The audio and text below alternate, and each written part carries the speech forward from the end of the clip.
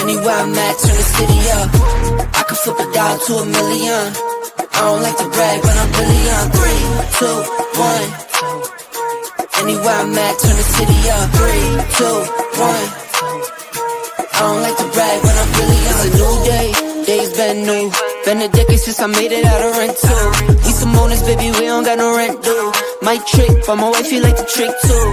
Merry Christmas, hey Saint Nick. What we want get, we on wait list. How we got here doesn't make sense. Have patience, that'll make sense. 3, 2, 1. Anywhere I'm at, turn the city up. I can flip a dollar to $1 million. I don't like to brag, but I'm really on. 3, 2, 1. Anywhere I'm at, turn the city up. 3, 2, 1. I don't like to brag, but I'm really on. Picking up the slack, joining this prime way, I'm getting to the rack. I do what I want, when I want, where I want, no cap. Put in all work, now I'm getting to the back. 25-8, I got money on my mind. Live life great, but I'm always on the grind. Navy blue tank, I don't wear it for the time. Real hustler, baby, throw my rollie in the sky. Get ready for blast off. Ball pointing cushy, so you know it's berserk. Trevor on the mix, so you know we gon' work. I might leave it one, find the beach and go surf. I'ma ride the wave till I'm out of the surf. 3, 2, 1. Anywhere I'm at, turn the city up. I can flip a dollar to $1 million. I don't like to brag, but I'm really on. 3, 2, 1. Anywhere I'm at, turn the city up. 3, 2, 1. I don't like to brag, but I'm really. Ladies and gentlemen, can y'all hear me? Put a 1 in the chat if you can hear me. Put a 1 in the chat if you can hear me, man. I'm so happy to be back in the building again with you guys, man. We're about to have another great show. I am excited about this show because I think this show is going to bring some. It's really going to bring some light to what men go through on a daily basis, man, and how we deal with certain things and how we go through certain things. And I really want to focus on that for sure. Let me fix this real quick. Hold on a second.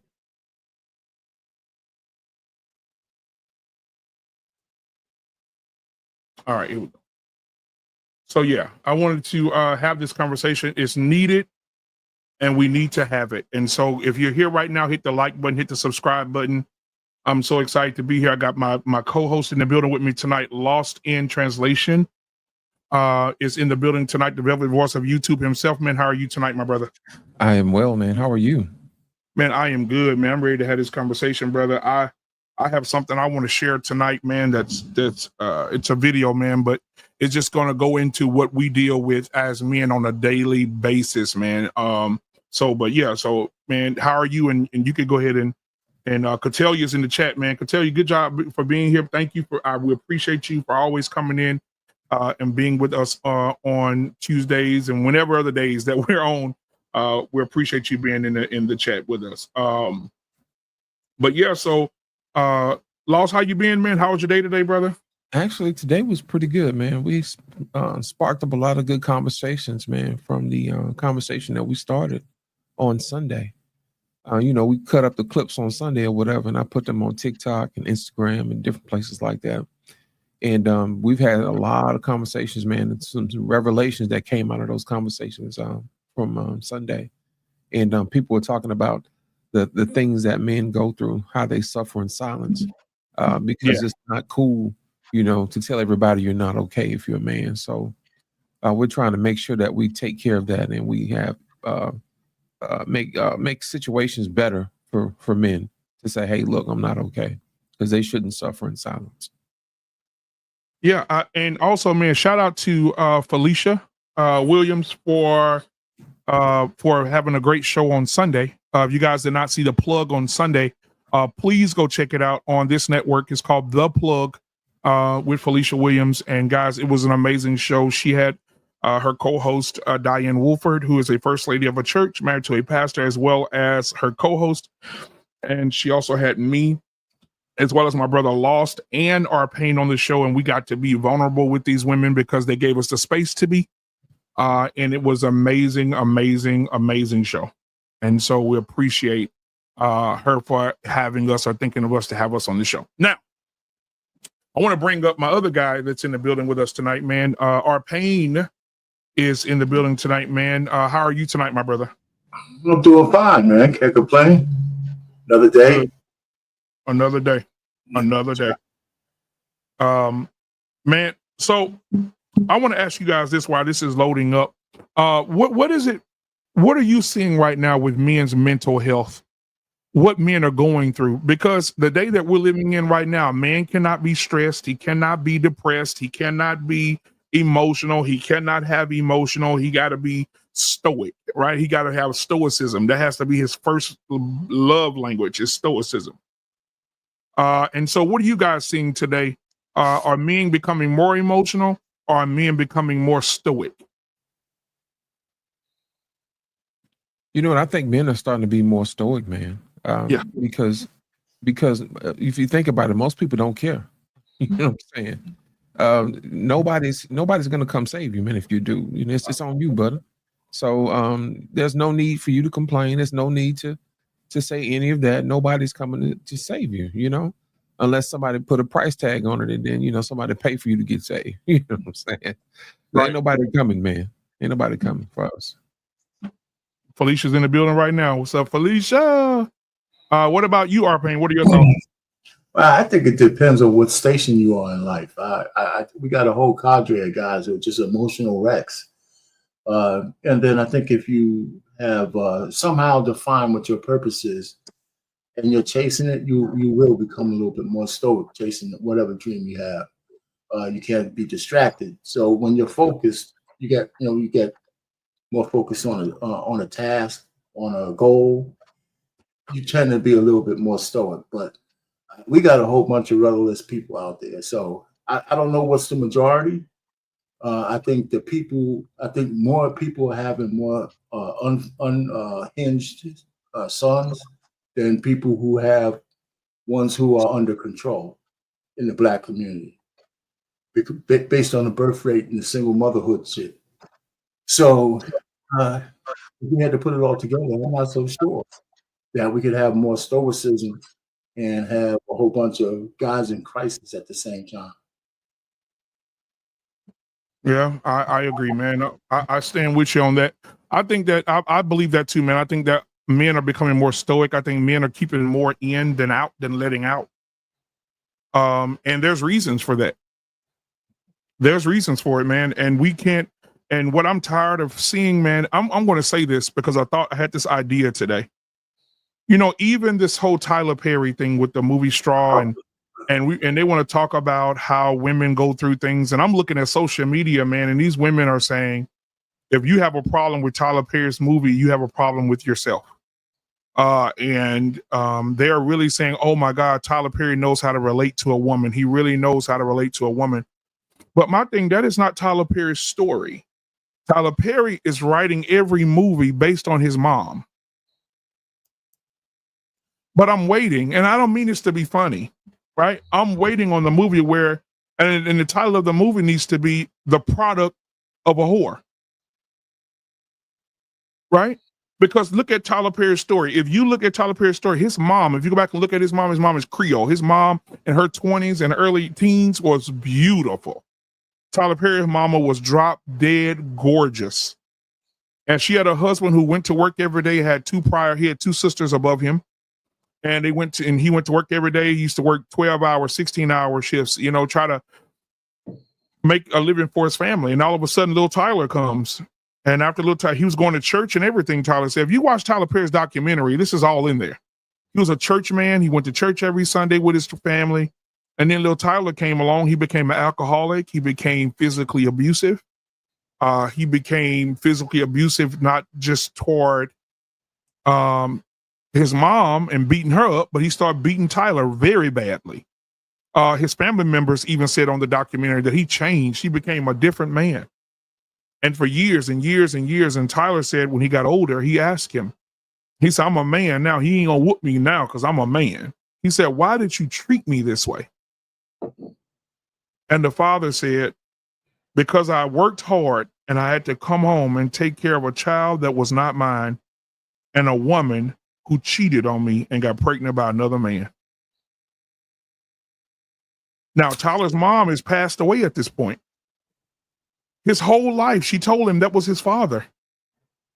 And now Tyler Perry does not believe him, so he gets a DNA test, guys. The DNA test comes back. The man is not the father. And that's the reason why he was so abused. That's why he snapped in the head. He was so abusive. And everybody was on Tyler Perry dad. He trashed. They dragging him. But are you thinking about the mental illness that he could have gotten in his brain from coming home, seeing his wife pregnant, knowing that baby wasn't his? He said he knew from the time she said she was pregnant that wasn't his baby. So he had to watch his baby go through a pregnancy from a one-night stand from a man she had sex with one night at the bar while he was at work. The dad said she had sex with a local, one of the guys used to drink a lot at the local bar. And that's Tyler's daddy. And now he had to raise this boy, watch the wife have the baby, be there for the wife while she having the baby. You don't know what kind of mental state that put him in. But I don't see Tyler making movies about the mental health of a man after he called his wife being a whore. Man, could you imagine having to take care of somebody, you know what I mean, and they kid, and then on top of that, you really can't leave? Because if it comes out, that's gonna make you look like less of a man. Yep. Because they're gonna tell you why you leave your family. You're a dirtbag, you're a deadbeat. So guess what? He had to stand in the gap whether he wanted to or not. And I think that's sad. I think that's really sad. Could you imagine having to go through that every day, knowing that, you don't have to, you really don't want to be there, you know what I'm saying? But you gotta, you know what I mean? That type of thing. Yeah. And because think about it, there's a lot of times, man, most times, usually women leave, but they always tell the story of how, most women always abuse. But this particular situation here is a lifetime of abuse on one person. And a lot of men have stories like this that never get told because guess what? Men are not supposed to be cheated on. And if you leave your family, you already have a label waiting for you. And it's called deadbeat. And who wants to wear that? So it's damned if you do, damned if you don't. Well, it's funny that you guys are talking about this because I wrote a real short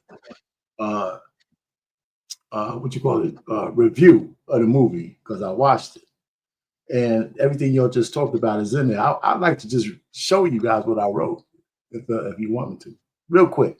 Sure, Arpain, go ahead.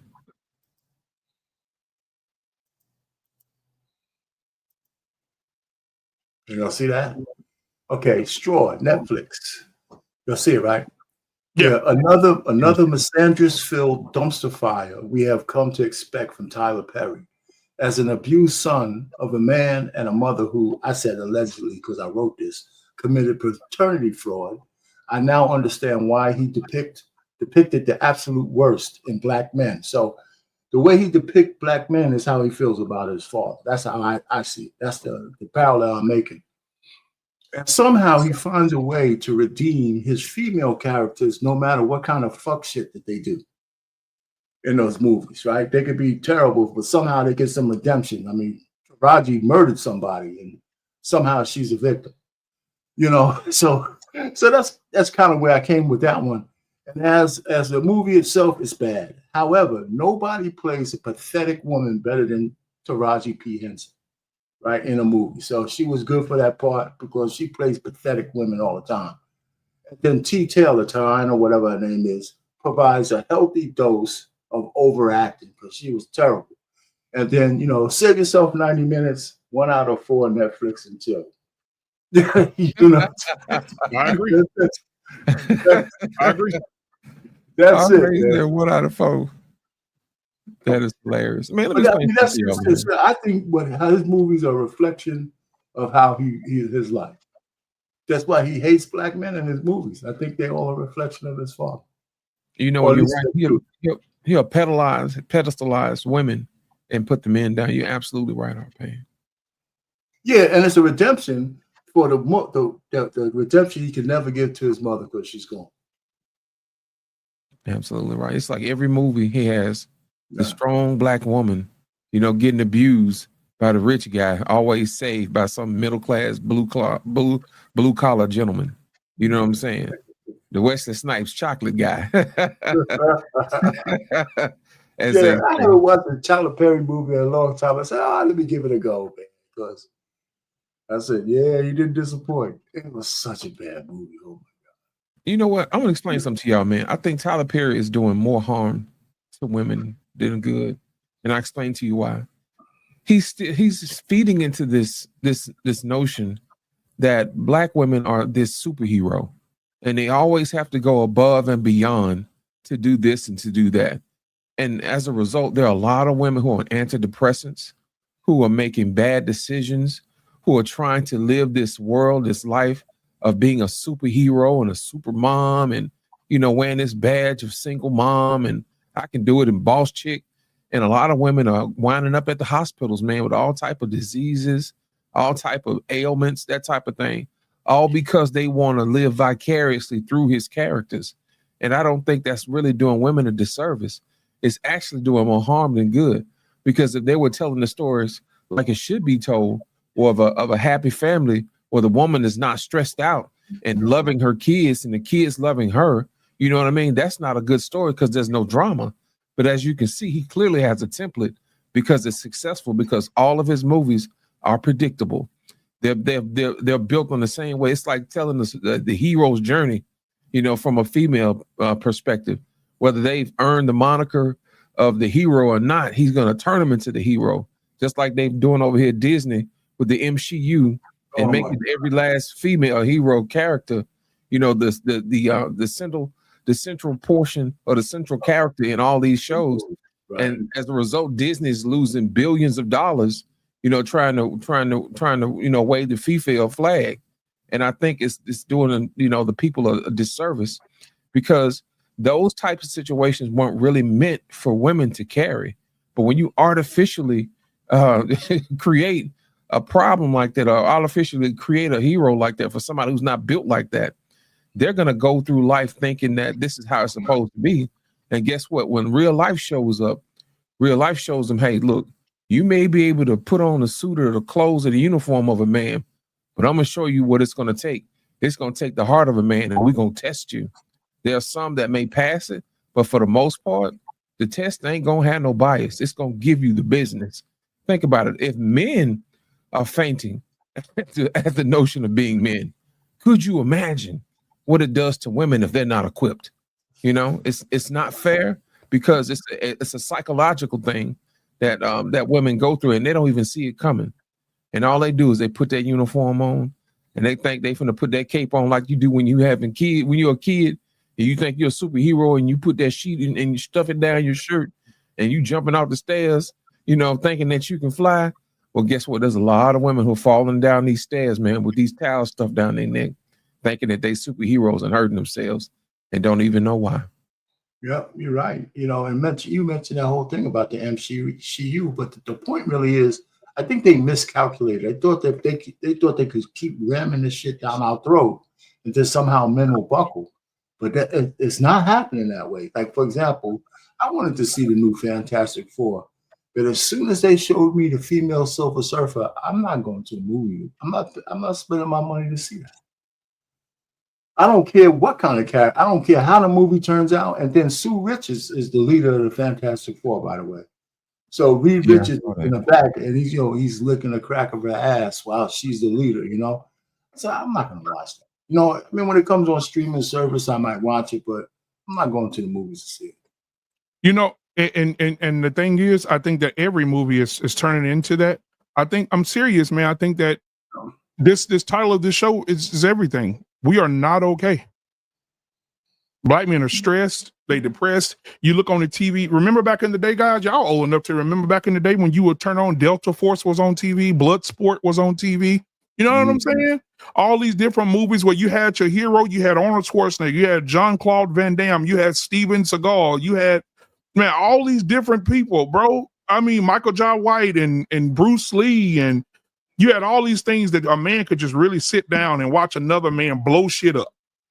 You know what I'm saying? Right. Now everything is a woman. I watched the G20 thing with Viola Davis. I still cannot. You watched it? Yeah, I have to because I need to be able to talk about it. I watched it. They got Viola Davis in an evening gown, picking up 300-pound men, choking them to death and beating them and stabbing them to death. I'm like, what is? Like, women are gonna try that. They gonna get their feelings hurt. You know, and then Kerry Washington just had one come out where she's the lead role, and she's beating up 300-pound men and shooting up a whole army of men. Jennifer Lopez had one drop on Netflix about 6 months ago where she's shooting up a whole platoon of men and beating up men. I'm like, man, come on, guys, this is. The other one is what's the one with my girl Lioness? Yeah, even though I gotta say I don't mind the series. I mean, but this itty bitty chick, because she uses guns, she's shooting them. So that's the great equalizer. But she went up and hauled up and hit one of the guys, and he just stood there. He just said, I'm glad it was realistic. It was realistic. I'll give you one of those, but you ain't hitting me again. Our pain. We ain't gonna sway away from the conversation tonight. Right. But one of the best scenes in that, if you're caught up, one of the best scenes is when they got caught up getting that Congress lady trying to get out of town. They had a shootout in the middle of the road. That was the best scene ever. That's good, man. But anyway, man, I just thought about black men. I'm looking at the total destruction of the man. Think about this. If they're taking away the provider portion of a man, then what's next? The protection portion. And if they're turning around and they're taking away the man being the hero in the story of life and giving it to the woman and making her the hero, then what's there left for the man? Nothing. It's a systematic dismantling of what it is to be a man. Even in the new John Wick movie, I hear there's supposed to be a female in it, and they're losing money now because there's a female in it that's supposed to be this bad chick, and the guys are saying, I don't want to see that. You're taking away all of the great male-centered movies and sticking the chick in it. And like as Cartman say from South Park, stick a chicken in it and make it gay. You know what I'm saying? And you know what? You know who it is, though. You know what the movie is based off of. You remember in the second installment of John Wick when John Wick went and shot up, and the girl came in and started shooting up, but at the end she didn't. They caught up with her and they shot her down. Remember her? Yeah. They shot the girl, the female assassin. That's the ballerina. Yeah. They're just going back and showing you how she became the ballerina. Oh, that's who that is? But that's who that is. Yeah, she did. No, I'm saying they're going back and showing you before John got shot and before she got shot. They're showing you how he helped train her and made her who she is. Yeah. No, I mean they put him in the show. They put him in the movie to kind of level set the fact that she's a woman. Yeah. But she still ain't John Wick. No matter what she do, she ain't him. I don't know if they swear against each other or not. But this conversation does fit the title. Because movies and things are one of the breakaways that men have to say, shit, man, we're still relevant. And even if it's in fiction. And then when they want to try to take away that, you don't have nowhere to go. But now I don't think it's working as well as people. These studios are willing to lose money to try to get this narrative out there, but they can only do that for so long. You're right. They can only do it for so long. Arpain, think about this. What if it was the opposite? You know what I mean? What if we lived in a different world where instead of them demasculating women, they defeminizing? Instead of demasculating men, they feminizing women. Think about it. You'll have the central character as a man, and he'll turn around and he's getting pregnant all the time and crying all the time and telling her from the kitchen, you know what I'm saying? I have to go and pray over this stove and she never appreciates me. And he's always wearing high heels and pantyhose, and the mailman coming over or the mail lady coming over, knocking the dust off of him, you know what I'm saying, getting pregnant or whatever. And then you turn on the news and every time you look up, a woman is a piece of trash, you know, from a store point of view, they'll be like, 1 in 5 men are destroyed by women. Film at 11. CDC says it's not okay to be a man. It's not safe in a world full of desperate angry, you It's a know, horror. women. You know what I'm saying? It's an absolute horror. And you know, one of the things, like, I want to play this first video, guys. So, y'all know the comedian Arnez J, right? Yeah. This is the video. The video of him talking about his mom, breaking something to his aunt, breaking something to him when he was a grown man. And I just want y'all to hear this. I said, Auntie, I'm getting ready to go talk to Dad. And my aunt said, oh, you mean the man that raised you? What? What? Can you imagine as a grown up, you hearing that? Yeah. For the first time? I'm like, what? That wasn't your. She go, to talk to your mama. My world is, now you don't got my world just got blew up. I already don't look like nobody in the family. Then you tell me the man that raised me. I go to my mama and I said, Mama, I need to ask you a question before I leave. Please be honest with me. I said, Mama, is Daddy my real daddy? I'll tell you what she did. Boy, and walked off. That's not an answer. It wasn't the answer you wanted to hear, but you got the answer. Boy, go on with that. That's not an answer. Yay or nay? Yes or no is the answer. Did you ask her again? Did you ever ask her again? No. That was it. Because I knew she wasn't going to answer it. But did you know deep down? Did you know? No, I didn't. That's the problem. You have to realize, even as adults, a lot of times we don't get closure on things that mess with us when we were a child or that have been through our life. Right. And me being a loner like I was and like I still am and somewhat, but I have a great family, so I'm not a loner. I have a great partner. My wife. I said, Auntie. And right after that scene, he got really emotional. Like he was about to cry. He had to take a moment, right? Yeah, because he said he feels alone. He don't look like nobody in his family for years, and he felt that. And his mama made him feel like, boy, you know that's your family. And at the same time, his mama lied to him for fucking 45, 50 years. Like, and in most people's mind, he's supposed to be okay. He's a man. Be a robot. He's supposed to be okay, Loss. He's supposed to be okay, R-Pain. He is supposed to be okay. But for a second, guys, thank you for being here tonight. Hit the like button, subscribe button. If you want to join the panel, whether male or female, to talk about this matter, you definitely can do that. The link is tagged at the top of the screen. If you want to join the conversation, please come in with an open mind, because we're just really talking about men's mental health tonight. All right. But yeah, so what do you guys think about the video? What do you think about it? That's a conversation that goes on, man, in America every day, you know, and unless you've ever been through something like that, you can't relate to that. When you ask the person who gave birth to you a question, a straight question, and they give you a gone somewhere with that, you can't force them to tell the truth, man. And then deep down inside your heart, you already know for a fact what the business is. You know how I know? Because they stand on everything else they say, you know, on this and on that, on my kids and on my God and all this other stuff. But you can't stand on this. That let me know it's not. You ain't got to tell me. You already told me without telling me. And guess what? You done ruined your credibility. And that destroys relationships. You know, it really does. What are your thoughts, R-Pain? Yeah, I did see part of that before, but yeah, I mean, you know, what you gonna say? I think men underestimate the fact that we're as vulnerable to women as they are to us. Like, they go on these podcasts and talk about how, you know, men are the apex predator against them. The number one predator against men is women. Our biggest foe and our biggest, I guess, blessing is the same woman that's in front of them. You know what I'm saying? I think we underestimate the damage. Well, we don't. We see it, but I don't think collectively we understand that, you know, a woman can destroy the man. Now, if I was a writer and a journalist, I'll see it's my wife to say that. Good night.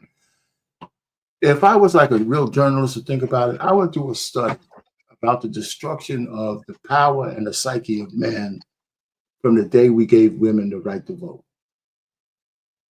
and then feminism coming in and how they vote. I think the way we have to live today is based on, I have to say, what the white man acquiesced to as women in the West. If you want to talk about mental health, I think the mental health of men was much better before we start sharing big decisions with people who only think it with a hive mind.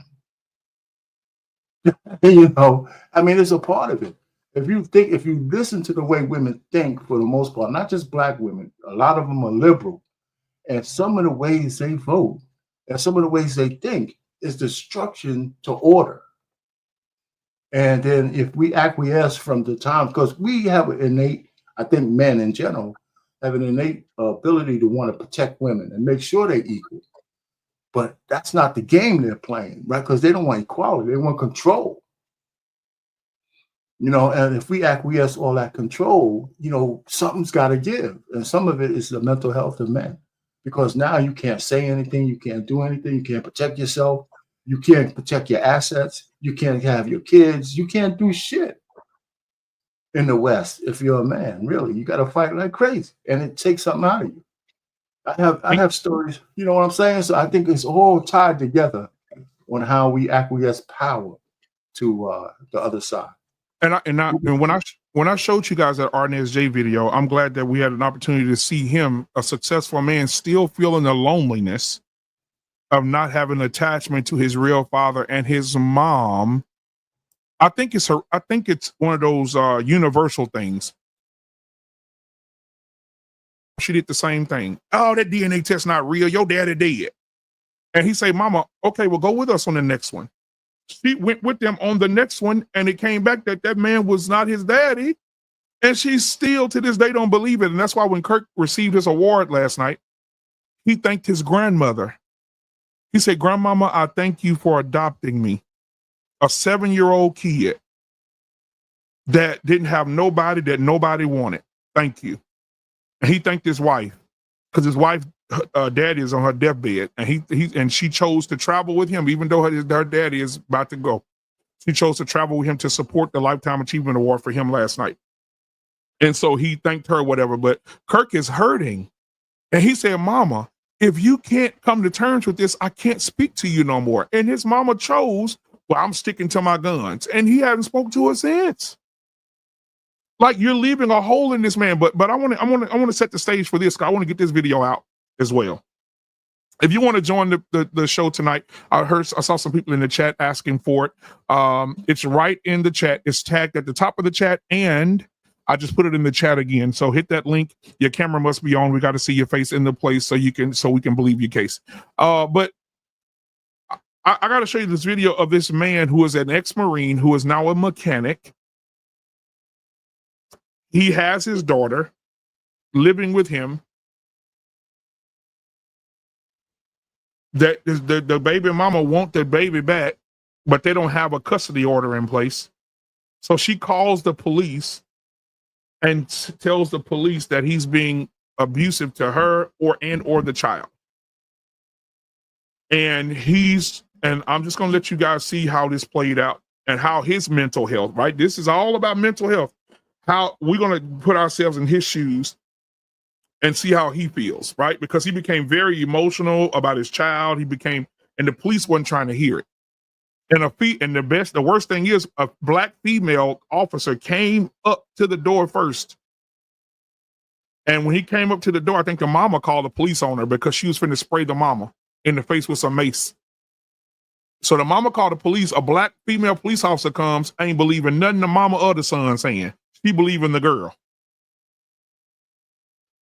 And I just want y'all to see what happens to this man. You tell me where his mental health is after y'all watch this. This is terrible. I want y'all to see this, guys. If you want to come up again, the link is in the chat. Listen, guys. This channel is being great to a lot of people, and so guys, just show some love tonight. If you want to show some love, please do so. Don't tell me you love me. Show me you love me. The link for the Cash App is at the bottom of the screen. You'll see it scrolling in just a second here. And if you want to do a super chat, you can do that as well. Show us you love us. But anyway, I want to show this video because it's important. And Y'all talking about straw, but we talking about reality. Because one thing about, did you get a chance to see the movie or Lit? No, Okay, I haven't. one thing about straw is it was very over exaggerated. Oh yeah. Right? All these things happen to a woman in one day. You lose everything in one day. Your car, your house, police harass you, you catch a body, all this stuff in one day. He is very, very overdone. All right. Got a boss man that nobody got right now, basically. Now, come on. It's breaking bad. every HR rule in the book, everything, man. Yeah, it's bad. But here's the video, guys. Nothing. And nothing, sir. We woke up, she like, all right, she just had whatever I think is the postpartum thing. And nothing, something right now. I don't care about I ain't been up 45 minutes, sir. I just woke up. We got in the house 3 a.m. I took her out last night. We didn't get in nothing. And nothing, sir. We woke up, she like, all right, she just had whatever I think is the postpartum. Whatever. She just had she was different. She said, I want to go. I said, okay. I'll take you. I got 2 cars, the Infiniti and the Lexus right there. My car, the Cadillac, the Traverse right there, my mother car. I said, you got rides. You don't need to spend extra money. No, you need money for our child. You don't have a job right now. You need that money. I'm making a way being the man. Just let me be the man. We don't got to be together. Just let me be the man for my family, bro. That's all. She walked out the door. That was it. She walked out the door. Now I just came up when the other 2 officers, I had my pants, I just came from taking a doo-doo, morning doo-doo. Nothing happened. This is all of a bitter woman. Because she mad, you told me you didn't want me, and you found I was talking to somebody else. But do you understand that we have to do an investigation? I understand, but the way your officers came up, y'all gotta approach people different. No, do you know, you didn't see the way you came off. That's the problem. Because she was the Mason. I'm a Marine, bro. I don't care about none of that, bro. So all y'all probably veterans, and y'all know the way I think. She pulled out a mace on my mama. Okay. I don't give a fuck about your badge. That's my mama. She pulled a mace out. No, it wasn't. My mama. No, listen. No, before you pulled up, look. No, my mother stepped up. She didn't pull it out. Listen, can you hear me, officer? Officer, can you hear me? I heard you, right? She didn't pull a mace out when it was just me, because I was talking. But when the other officer stepped forward, hold up, just hear me. Perception is key to everything. It's always more than one perception. So you got to understand both perceptions. That's why the mental breakdown right now in this situation was perception, not the actual call.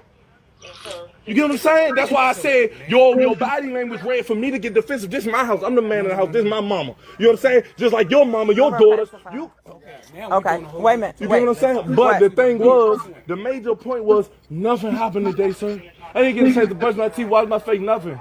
I woke up, my mother pulled up. I brought my daughter out here to see my mother because she was about to leave. My mother came down in the living room, asked her, yo, what are y'all doing? Can we keep her? Boom. She said no. My mother said, can I take her home? I said, bro, what did I just spend all this money on a car if I can't take her home?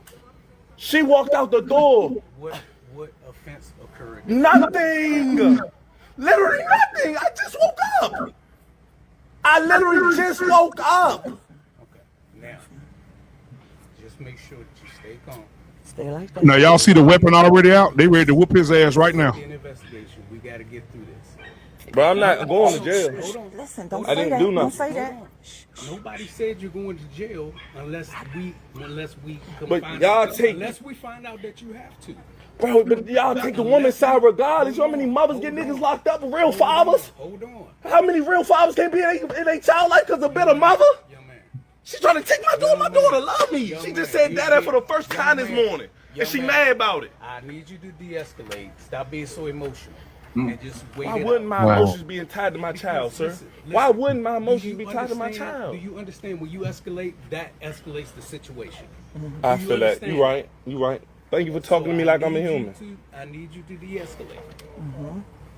It's my fault. I shouldn't have got her pregnant, bro. Everything is going to go according to the way you have it to go, okay? I got witnesses in the house, bro. Hold on.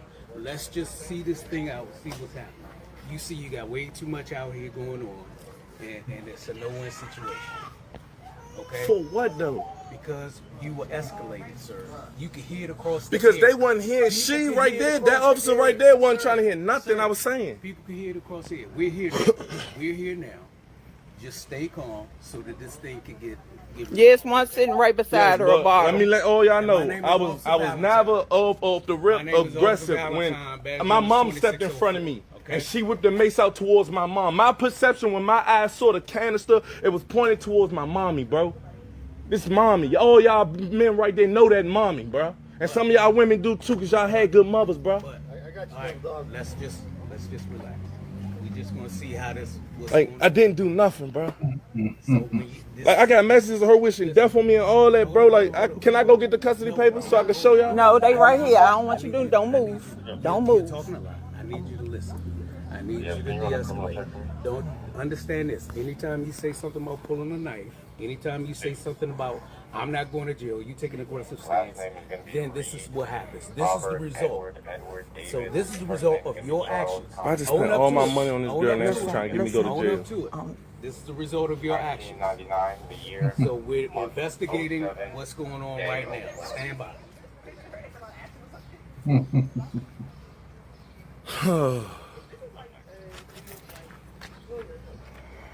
Get your face.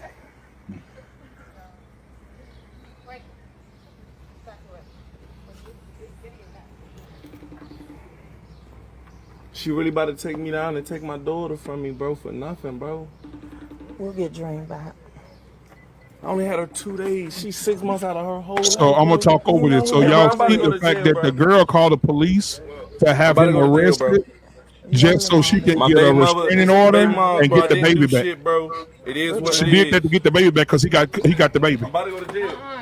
He not going. He not going I'm not nowhere. going He's not nowhere, going bro. nowhere.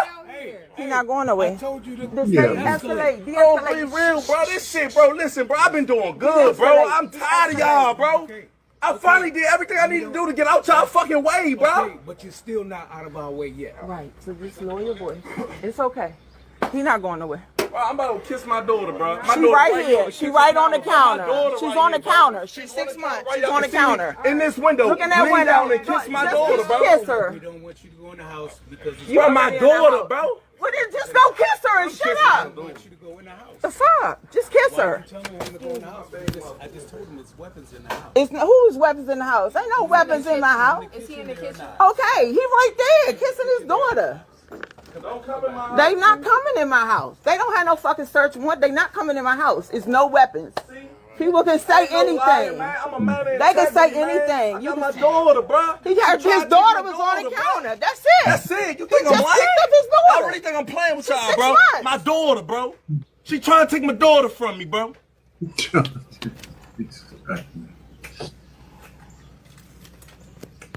He ain't doing nothing in there but standing there kissing his daughter. He looking right at him. Aren't you? Aren't you looking at him? Can you see him? Can you see him? Let me open the window. Don't say that. I don't know, bro. Look, so he can see you. So he can't say he can't see you. That's all right. Bro, she loud. She crying okay, for you. Okay, man. Okay. I'm sorry, mommy. I didn't want all this for you.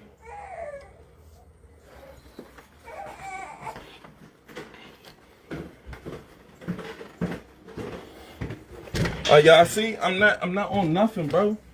It's all about his daughter. It's all about my daughter, bro. This is all about a parental fight, bro. That she don't want to have that hard conversation. Do you want to be together or not? How we gonna do this? Is we gonna go week to week or we gonna go every other weekend? I work 3 jobs, bro. I take care of my daughter and my baby mother. Whenever she asks, bro, I send money, bro. And I still don't get to see my daughter, bro. I still don't. Twice I done sent Apple Pay money and she never showed up. So what are y'all doing all this for, bro? She could have gave me the opportunity to talk like, bro, you think I got witnesses? I got witnesses. Nothing happened. So what is all of this for? Nothing literally happened, officers. Like, what y'all want me to give her the baby or something? What's going on? No, they don't. Stand by. Thomas, come here. Real quick, I can't move from the door. Fine. Thank you very much. You got 1, 2, 3. You got 4 gloved, 5 gloved up, 2 not gloved up. He gonna lock his ass up. It's just depending on how. Daddy, I know you looking at this, so can you call me and let us know what's the next steps after they do their investigation? Because this, man.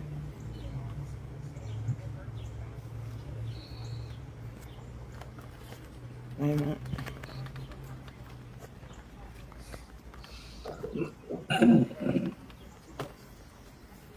Okay, what's going on?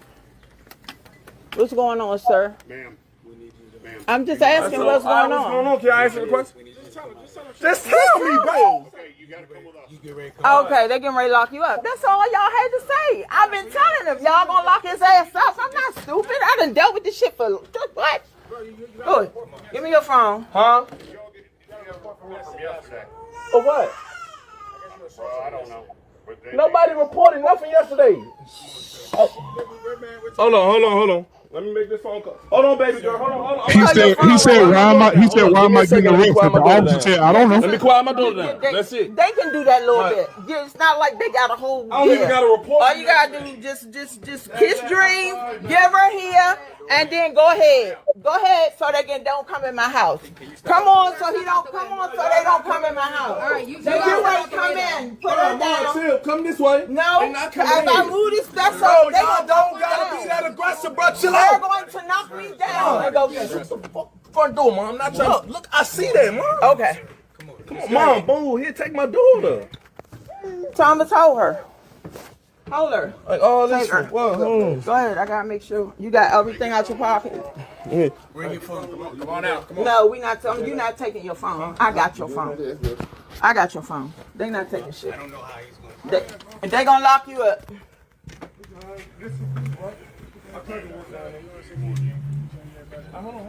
Charles, you want me to take your scrunchie? Because they gonna take that out your hair. Yeah. You can give it to me. I'm right here. I'm right here. Give it here. And give me the scrunchie. So, all right, I gotta go to jail. I got you. I got you. All y'all ain't gotta grab him though. All y'all ain't gotta grab him. Give it here. It's just a fucking lighter. Go ahead. Go ahead. Whatever happens, it's going to be on you. It ain't gonna be on me because he's getting in handcuffs now. Don't worry about it. Just don't escalate. Don't worry about it. Bro, you look like me, bro. Don't worry about You it. probably don't even know we probably family. We might be. That's how shit work. Don't worry about it, Don't Dream. even be talking. You know, it might be my uncle, bro.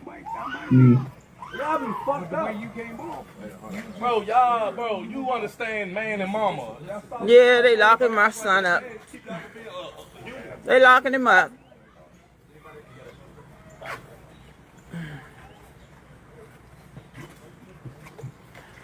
I got your car key. Ain't nobody, I'm not moving nothing. At least they ain't have to fuck him up. Thank you, Jesus. Say what you gotta say. Just say it. Just say it. Let me talk to y'all. This car right here, I bought it. It's in her name. Lord Jesus. I bought that car. I'm not trying to be difficult with her. My kid right there, my mother, she can have it. I don't want to make nothing hard for my baby mother, bro. She makes everything difficult. You can have your car. I bought it for you. Mom, give her the key. The key to this car? Key to the Lex. Just take all my mechanic tools out. And you know I gotta run a load today, bro. I'm going to keep everything. Don't let her be my daughter. I'm leaving everything right where the fuck it's at. Charles, but you know I don't have custody. I'm just a grandmother. I'm just a grandmother. And that's the mother. I can't, you're going to jail, so I don't have a ground. I don't have a ground as a grandmother.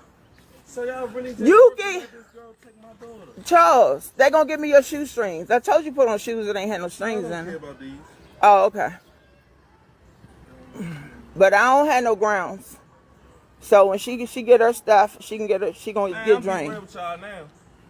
I already know what she about to do. She about to go try and fake get a CPO order to keep me on my door like this shit ain't stopping nothing. We can get she not getting no Lexus. She not getting. She not gonna take the Lexus. I thought you said Lex when you said give her the key. So I said the Infinity give her the key. you got the key. I'm not giving nothing to nobody. Oh, well, your mother not giving her the key. I'll give her that key. I was never served.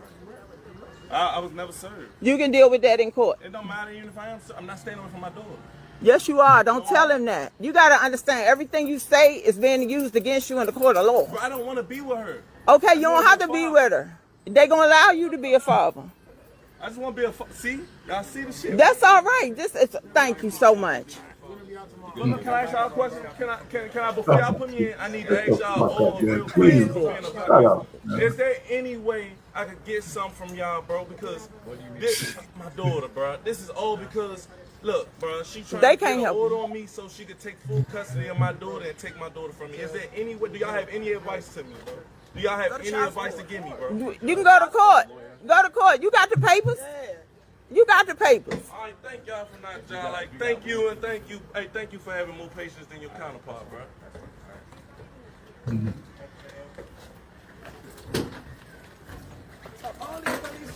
Yeah.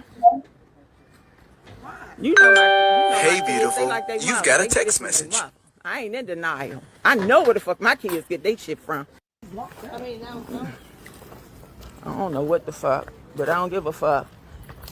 I don't give a fuck. Ain't nobody coming in my motherfucking house or nothing. Fuck y'all. I'm not doing shit. So I gotta call a sergeant because you won't bring her daughter? I'm not kidnapping her daughter. That's my granddaughter. I said I'm not doing anything. If she want to come in here, she know how to open the door. She been in my house. So leave me alone. I just said to get it from his mother. Jay, come in here and get your daughter if you want it. Come get her. I'm not dealing with these shit. I don't have to deal with them motherfuckers. This is my house. Man, fuck them. They not doing shit. Fuck them. They got what they came for. Leave me the fuck alone. Fuck them. He gonna take accountability for his actions. She act like I'm not gonna give her daughter. Like she ready to go right now. Get the fuck. Close my gate, Tommy. I'm not coming shit. Fuck them. They not for me. They not for me. Fuck them. I said he get it from his mama. I don't go to 6D. I never go to the district. I go straight to CPAP. I'm not fucking with these motherfuckers. They got my son. Let them keep him. Now get the fuck. Fuck them bitches. They got who the fuck they came for. You good. Now the baby mama finna come in the house. The baby mama finna come in the house. You good. You good. I wanted to make sure they didn't whoop my son. That's the only reason why I was out there. And that police officer acting like she gotta take you. That right.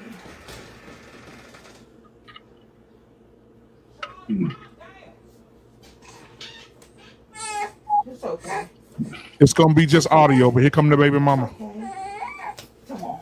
Come out the car seat, because you just, that's the problem.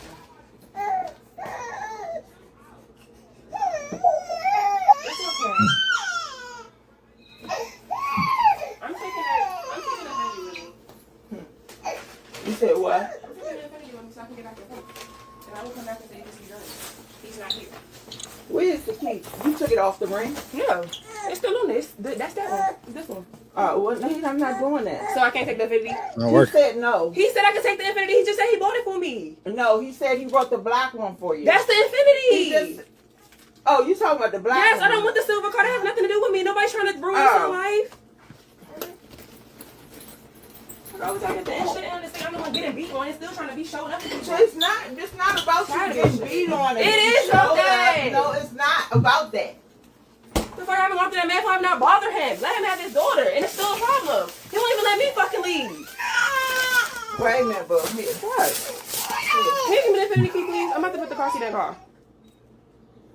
It's not even locked. It shouldn't be locked. It is locked because he got the key reprogram. Okay, well, stop yelling at me, because I'm not the one doing it. I'm not. Don't yell at me. Jesus Christ. Black man, you on green, bro.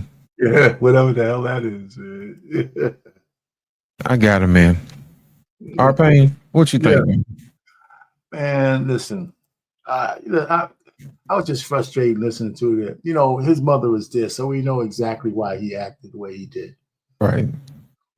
Period. I mean, there's nothing else to say. All of these things where you might say, people are just talking. The men grow up with just the women. They act like, emotional fools. Now, I understand his emotions were running wild. So I can't say that, I can't get on him because I don't know how I would act in some kind of situation. But I think I'd be a little bit more level-headed than that. Right. You know what I'm saying? But Right. you never really know. But some of it is, I mean, it was just too much. I couldn't take it. I really, it was just a much. I mean, listen, man, if you know that at this moment, no matter what you say, you're not going to correct anything at that moment. Just do what you have to do, get that shit situation to the next level, and then where you get a chance to fight back. And that wasn't the place. And then you got his mother yapping and crapping and shit, and you could tell exactly where he got it from. Now, I didn't know he was such a big dude. So, that little munchkin ass cop, she's not going to talk to him. She's going to use all her weapons. Why you think they sent all them folks out there, man? They knew what they were dealing with. Yeah, I mean, yeah. So, I mean, I don't know if that's kind of standard fare. I mean, they try to have overwhelming odds in their favor in a lot of cases. They don't even have to be that serious. A lot of them, instead of eating donuts, they have to work for a couple of hours. So I don't know. Trey said he knows some of these guys. So yeah, I just thought I work with them. Trey, can you hear me? Yeah, we hear you. Yeah. So for whatever reason, my camera isn't working. I don't know what's going on, but good Trey. The guy that was holding his baton behind his back, I worked with him.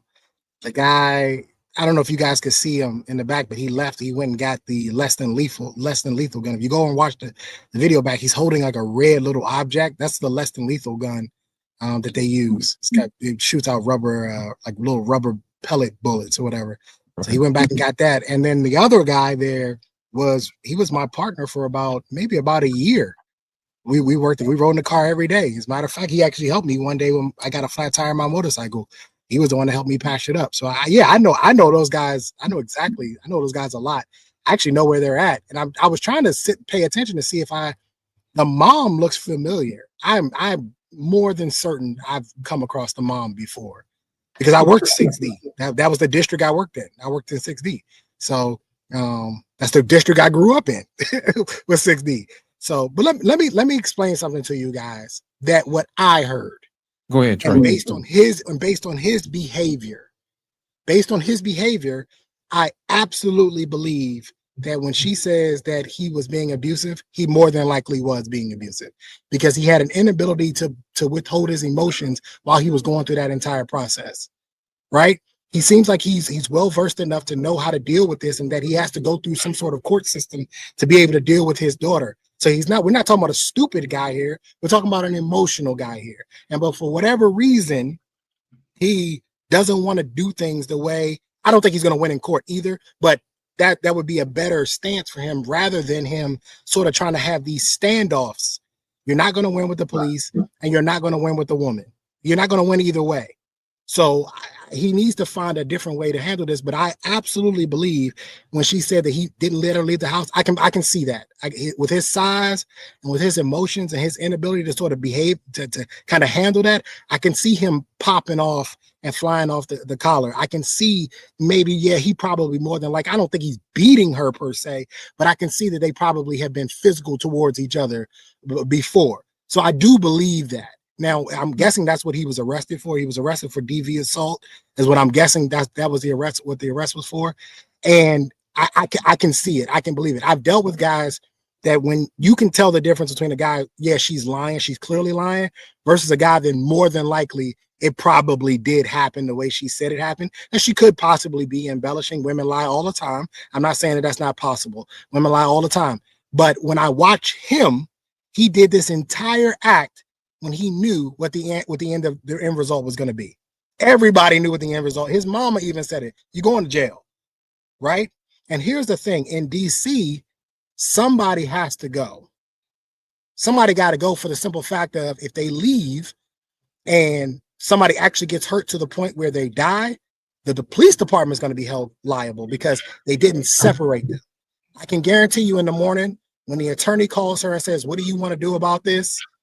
She's going to say, I don't want to do anything about it. and he'll be out before noon.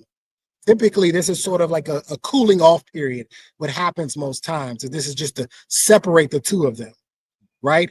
But the only person that's really going to get getting crushed here is that baby, unfortunately, because we have two parents that can't get this figured out. He can't go to court because he's probably look like he's living with his mama, so he can't show that he's providing. He's going to be well enough to provide for the parent. And we all know that in order to take a kid from a mom, she got to be on drugs and some more. It's got to be really, really, really bad.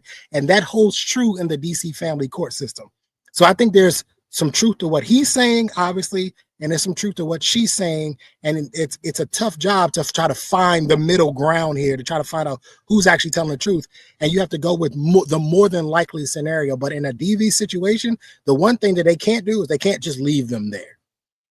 They can't just leave them there, because then that puts the police department on liable, and it's actually against the general orders. So officers can be fired behind it. And I've seen officers get fired behind it, which is why somebody was going, either her or him, but somebody was going to go. I think the mom kind of figured that out already. She'd been around the block. She knows how this works, right?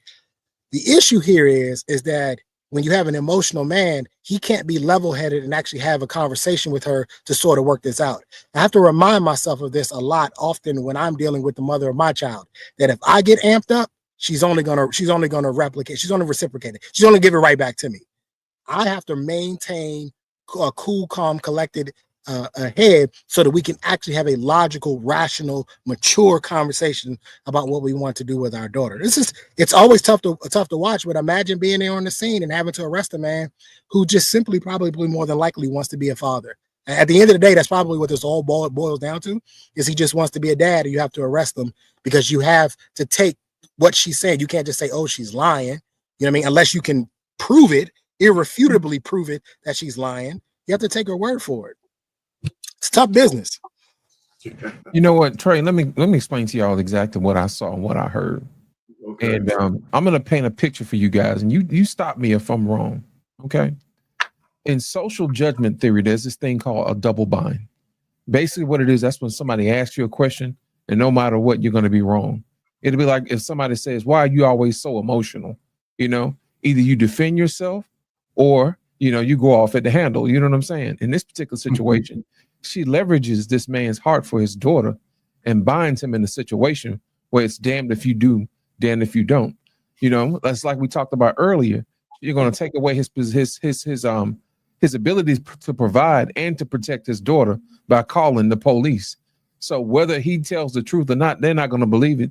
He's either going to spend time in jail, which takes away from the money, you know what I'm saying, that he's going to have to use to provide his daughter. Said, which she can use that in court and say he's not fit and he's not able to provide because he's always in jail, of which she called the police on him. Or she can turn around and say, you know what? He's taking his daughter away from me. And now he's going to jail regardless. So now he's got a record. So either way it goes, even if he protects his daughter, he's going to go to jail. And even if he says he's innocent, he's going to go to jail. And I think a lot of men get into situations like this where it's a no-win situation. So in a case like that, you would have to reframe the scenario, the question, and figure out exactly a way how to get out of this. The only way for him to get out of this one is to actually call a lawyer and let the lawyer do his talking, because he's not going to be in the frame of mind to protect himself or to think rationally. Just like his mama was telling him, don't say nothing because they're going to use it against you. If you don't show emotion for your child, you're a monster. But if you turn around and you show love for your daughter, then guess what? You're still a monster. You know what I mean? So either way it goes, he's going to get put in a double bind. And that's exactly what a lot of women do. They will actually put men in this situation in a double bind. And no matter what you're going to do, you're going to be messed up. So I think, guys, we're going to talk about this Thursday on Between the Lines podcast on how we can get out of situations like this. Because I think a lot of men, the reason why they're in situations like this is because they don't know how to get out of it. So if we arm ourselves with information on how we can handle situations like this, then going forward, then we'll know how to handle it. So we'll talk about that earlier. Arpain, was I wrong on that particular situation or not? Trey, you can jump in too. It makes sense to me. It makes sense. Yeah. Well, here's the thing. He said something. I don't know if you guys caught this, but he said something was probably the most reflective thing he said throughout that entire thing. He said, it's my fault I'm the one that got her pregnant. Yeah, I did. He said that. He said that. I don't know if you guys caught that. Yeah, I did. So we're talking about fixing these. We're talking about fixing these problems. Well, we got to start at the root. There you go. You can't just drop that seed in anybody, because this could be the result. And by the way, it doesn't matter if you're married or not. This speaks to the character of the woman and who you're dealing with. Right. You could be married, the same thing could happen. I've seen married men get temporary protection orders put against them and get kicked out of their own homes. Right. So this is a matter of who are you choosing? And he said he had a reflective moment. He's like, dang, he's like, yeah, you know what? This kind of on me. Here's the thing. To me, I have never, and I got law enforcement experience, I have never seen I'm trying to be a good dad work when the police were there. It may work in court. It may work in court. Every single time I've seen them try to pull this, it never works. Right? I think what happens, especially with this guy, when you're around a mother who is as emotional as she is, she's no better than he is. None. He's adopted those character traits. Yeah. He did a whole lot more talking than I ever would have to the police. Now that I'm a civilian, I don't say a word to the police. I identify myself and I shut the fuck up. I don't say nothing else. I am not required. You are not required to cooperate with the police. You are required to cooperate with investigations when there is an actual investigation happening, when somebody's been charged with a crime, or you've been called to the stand, you've been summoned or subpoenaed to a stand. Yeah, there could be some consequences if you choose not to cooperate then. But when somebody say, hey, what happened here tonight? You just hand me your ID. I got nothing to say. If you have probable cause to make an arrest, then make the arrest. Otherwise, I don't have anything to say. We put police officers in positions where you're doing a job for them. Right. So when you say so Trey, just to be clear, when you say you don't have to cooperate with the police, you mean you don't need to be compelled to say anything. You don't have to talk about anything. Yeah, that's what I mean. You are required to identify yourself. And by the way, that it doesn't have to be correctly identify yourself. You could say any name and any date of birth. A lot of the times, as long as you don't say some crazy stuff like Daffy Duck or Mickey Mouse, which we know that's not your name, right? The odds would say more than likely it's not your name. But if you were to say my name is Kevin Ross and I was born December 1st, 1973, they're going to run that name and whatever comes back is whatever comes back. You have a requirement to identify yourself, but that's it. If the cops show up to your home, where does it say you have to let them in? It doesn't. The Fourth Amendment protects you against unlawful searches and seizures. You don't have to let them in your home. If they need to come in your home, guess what they'll go get? They'll get a warrant and they'll let themselves in your home. Like people, we have people who, so when I'm watching this guy, I'm like, why is he doing all this talking? Shut up. They've already made a decision. You're going to get arrested anyway, based on what she said. The best thing you can do is be quiet, not cooperate in that particular sense. And if they want to take you, let them take you. That way, when we have to write the report, you know what our report's going to say? When they say, well, what did the defendant, or what did the suspect say? Nothing. Nothing. That's right. They didn't say anything. Versus this guy, well, what did the defendant say? Well, he said this, he said this. And meanwhile, in most cases, a lot of guys don't pay attention. They're just corroborating the story of the complaining witness. You're just okay. So you did do this, but you don't understand though. She's trying to take my baby from me. We're not here for that. This isn't a custody case. We're not here on a custody case. We're here because we got an assault call. You see where I'm going with this? Like right. The more on top of that, Trey, somebody mentioned something about a weapon. You know what I'm saying? And you know and what? There you go. Misremember things. You know what I'm saying? Until you got the tape. And let me tell you something. The girlfriend always knows where two things are. She always knows where the money is, and she knows where the weapons are. You know how many homes I've been in, and I've said, are there any weapons in the house? And she said, yeah, he got a gun upstairs. She said it, not him. She knows where the gun is because she's been around him. She knows he carries a gun. She know where he put the gun at when it's in the car. She know all this stuff. So a lot of the times when you see these guys and it's like, yeah, I get where he's coming from. He wants to be a dad.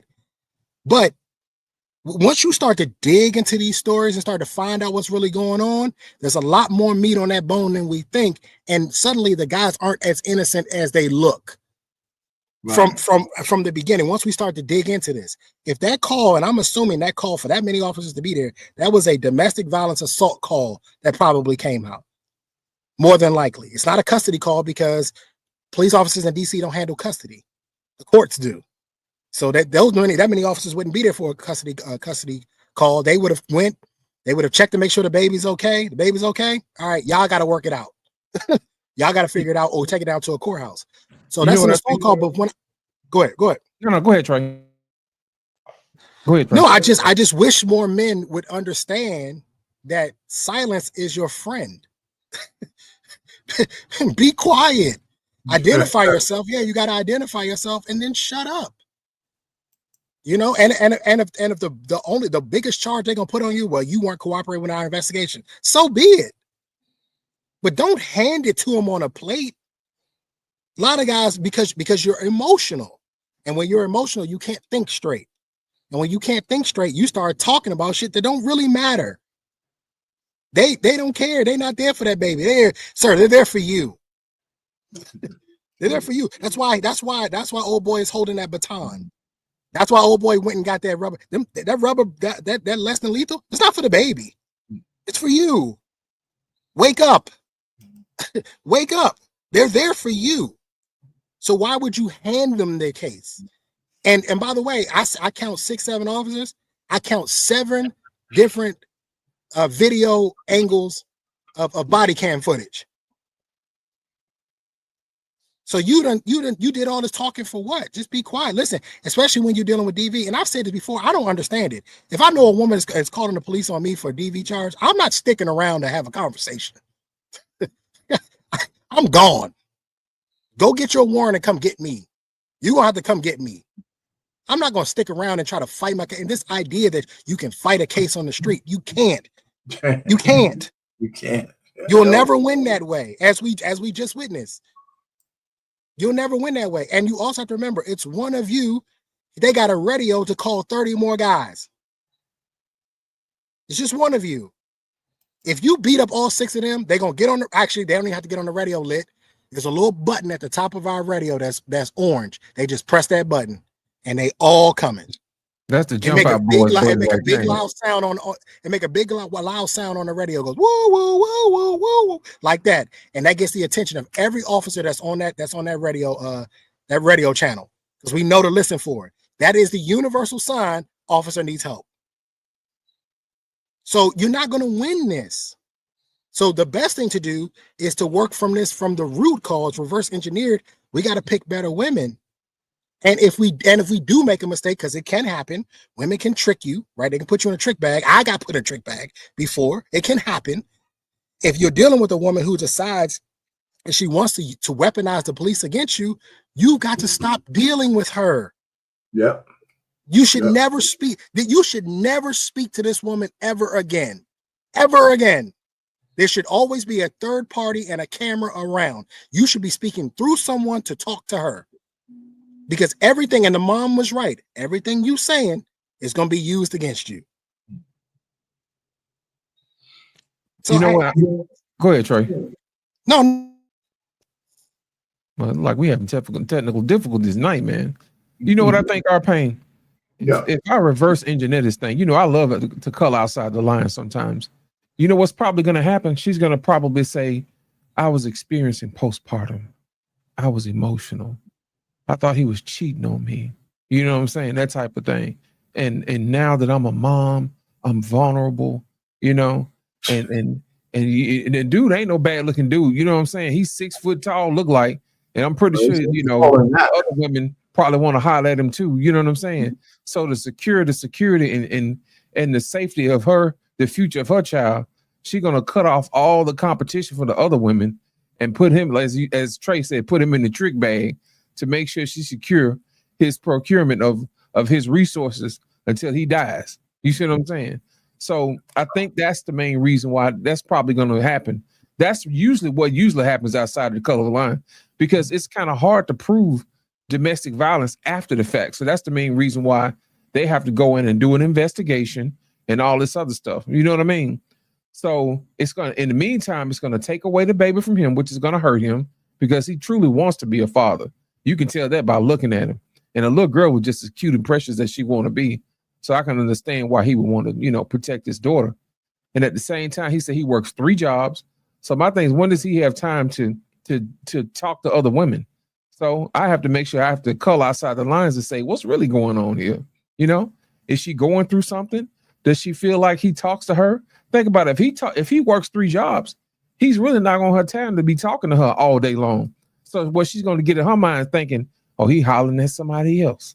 And next thing you know, I'm going to make sure he ain't hollering about it. Because if I know he in jail, I know ain't no other woman talking to him. You see what I'm saying, our pain? I hear you, but I mean, who knows what goes on in the mind of, these chicks, man, from the street. The point is, she just got mad at him for whatever reason. It could be, he probably is cheating with somebody else. And even if he wasn't, if he just started to show more affection to the kid, whether she was the mother or not, that also might piss her off, right? Because now all he wants is the baby, and he doesn't necessarily want her. I think that's a tremendous part of a lot of this domestic, not the violence part, but the bitter woman part. You stroke him out, you get a baby, and he said, okay, I'm obligated to do something for the baby, but you discard the chick because you really don't like her in the first place. Well, they feel that shit. When you leave a bitter woman behind, man, you're going to have to face the consequences, especially depending on where her head's at, And she's a hood rat. She ain't leaving without the gift bag in the trunk, she's not. But RP, we talked about this yesterday, and I think the idea is that a lot of guys think that the court is going to be beneficial to you somehow, and in most cases, it's not. It's not. Yeah, are there some guys who are winning court cases? Yes, there are some guys that win court cases, but we know the exception doesn't make the rule, right? So most of the guys who are going to go to court, the only way that you win these sort of situations when you're dealing with women and children is you got to have some bread to be able to win these cases. You got to have a lot of money because it's going to take a lot of lawyers and a lot of time, and those lawyers need to get paid while it's taking time to be able to fight this correctly. But when you have guys like this that are having babies and he's working 3 jobs, which tells me everything I need to know, that he's not financially where he wants to be, he can't fight this case. Nope. And now they've got 20 minutes of police body cam footage to prove that he can't fight this case. So all he does is emotional wreck. Yeah, he's an emotional wreck. And so now you're just digging yourself a deeper hole, when in actuality, what the better thing to do was to implement some sort of system where the child goes through the grandmother or goes through a cousin or something like that until you can get yourself to a point that you can financially, now I'm about to bang your ass down in court. I'm about to kill you now because I can afford to do it now. But if you can't outprice that court system, they're going to wash you in that courtroom. I'm telling you, I spent $27,000 and I still ended up being a weekend dad. So, you know what I mean? It takes money. We're talking $50,000, maybe $60,000. It takes a lot of money. And that also depends on where you're at. You're in California, you could probably double that. You're in New York, you could probably double that, right? So it just depends on where you're at. But this idea that, well, like the mom said, well, you're going to have to go to court. Going to court ain't going to help him. Going to court is not going to help him because he's going to have to explain why he now has a DV charge. He has a DV charge. He's got footage of him being emotionally unstable, right? And he's got to explain the 3 job thing. Well, how are you going to be able to care for a child and you got 3 jobs? You just dug yourself a hole. What I suggest, and this is, if I were on that scene to him, this is what I would have told him. Look, number one, you got to find a way to consolidate 3 jobs into 1 career. Let's start there. That's got to be your number one thing. 3 jobs into 1 career. Once you get a career, you need to buy a home. You have a child. You need to buy a home. You need to be able to show some type of stability from this point on, right? Once you do that, then you go into that court system, and now you have at least a fighting chance because you look like a stable dad, who has a career and a home. But if you go in there saying, I still live with my mama and I work 3 jobs, you're going to be paying child support, and you may get your kid every other weekend. Right. That's how that works. Absolutely. Absolutely. Ladies and gentlemen, welcome to the show. My man, Prototype in the building.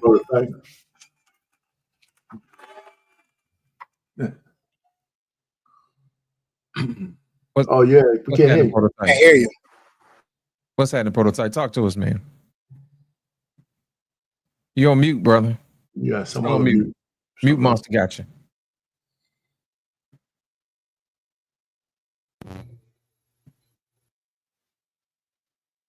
No, you still on mute. I'm not on. There you go. We got you. We got you. You got me? Yeah, we got you. Cool, man. We over here talking about child support. Yeah, man. Prototype, first of all, we get started, man. How you doing, brother? Man, I don't even know. I'm good. I'm good. I can't complain. Good. I'm actually doing pretty good. But I heard y'all talking about just mental health, and I gotta kind of jump on because just earlier, even though I'm doing good in life, I get moments of, man, I ain't doing that hot. You know what I'm saying? Like, I should just crash this car right now. Like, you know what I mean? Right. It happens all the time. So, but as far as child support, man, I don't know if you really gotta have it all together as much as you say. But it's a great starting point, though, Trey. I don't mean to instantly come on and disagree with you, bro. I agree, putting your best foot forward. You know what I mean? But I also want to make sure that we don't discourage men from not trying if they don't have their stuff together as well. If you understand my point. Well, imagine how discouraged they're going to be if they go to court and they lose. I get how discouraged it. How discouraged are they going to be then? But then it's like if they have to wait until all their ducks is in a row, then they might be like, man, I'm never going to be ready. I'm never going to get right enough to do it. So, and that child day by day is going without living with the best parent, without the best possible situation. You know what I'm saying? So. Oh, it's a balance, Joe. It's got to be a balance, right? I mean, when you fight, right, you want to have a way to get the best odds in your favor as you can, right? So if you're realistic with yourself and depending on what you need to get done, you want to at least have some, I guess, foundation to fight from, correct? Like, for example, if you know what I'm saying? I mean, it's not like he's not going to see his kid, right? If you want more, you need to be in a position to, I guess, command more based on where your status is, right? If I'm living with my mom, that's one thing. But if I get my apartment with a room that's separate for the girl, now I have a little bit more, fuel for my fire when I go to court, right? I'm setting this thing up so I can have my family in there. So, I mean, it's those kind of things. I think you fight a battle when you're at different levels. I mean, if you're a novice, you don't want to fight the champ, right? And then, but if you got a few bouts under your belt, maybe now you're a little bit more prepared. I think that's the way we need to look at it without discouraging people that there's a fight coming, but maybe right now I'm not ready for it. It ain't no fight, Arpain. You're at war. I mean, yeah. Well, yeah. You are at war. It's a lot of guys here thinking. A lot of guys out here thinking that you can pussyfoot around like that. No, the moment she goes and files that motion, you are at war, sir. And when I was served, that's exactly what I told her. I said, my exact words, first salvo. That's exactly what I said to her. She had no idea what I was talking about. I said, you just started a war. You just started a war by doing this. I thought maybe we can still be friends. No, sweetheart. No. You're my sworn enemy now. because you have put me in a position now where I have to go to a court and I have to prove that I have a home. I have to prove that I have a room. I have to prove that I can financially afford this child. She didn't have to do this stuff. They didn't ask her where she lived. They asked me where I live. They asked me, where will she sleep? Does she have a bed? As if I would have my daughter sleeping on the goddamn floor. I'm the one that got to ask these questions. We had war. I'm the one that had to fill out a worksheet saying how much money I made, where my income was coming from, what tax bracket I was in. Did I have any other sources of income coming in? I'm the one that had to do that. So no, we're not friends, lady. We're not buddies. And this is not a fight. This is an all-out war, which means ain't no fucking Geneva Convention. I'm going to do every dirty-handed, backhanded tactic to win. I will say you are on cocaine and pour the cocaine on top of you. I will do anything because we're at war. You know what, Trey? I'm glad you mentioned that. Let me tell you how God worked. Listen, I was actually in one of the TikTok chats today, and I heard something that was probably the most profound thing I've ever heard of. They said, as Black folks, there are three things that we don't get taught. We don't get taught about reproduction, we don't get talked about finances, and we don't talk about war. We just talked about all three just now. This guy didn't handle his reproduction. You know what I'm saying? She took away his money, so he can't provide. And guess what? Now you got to fight, and you don't know how to fight. And that's probably the most profound thing I ever heard in my life. I said, I'm going to write that down. And I'd be doggone. When Trey brought that up saying that you at war, it just clicked right then and there. I was like, you know what? Dude was absolutely correct. So that's the reason why when I go to these different places, I take notes. And this fit this check the box. Every last one. Prototype, what you think about that? I agree. Y'all can hear me? Yeah, we can hear you clear. Okay, I absolutely agree. Once we in court, you were absolutely at war, and you got to treat it as such. You know what I'm saying? I think too often we go in. You sound like you got full custody of your kids, Trey. So I did too. So I kind of understand that plight, right? But when it comes to court, there is no friendship, and I will pour the cocaine on top of you and be like, yeah, she's on crack. Because you almost have to, because that process is so grueling and it's so demeaning to you, and they just don't understand that until they go through it themselves on that side of it. It's so disrespectful of a process. You know what I mean? So we got to stop. Men got to stop going in thinking like, oh, well, it's both our kids. No, those are your kids.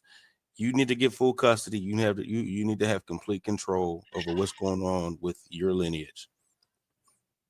Absolutely. Hell yeah, that's your kids because you're the only one paying for it.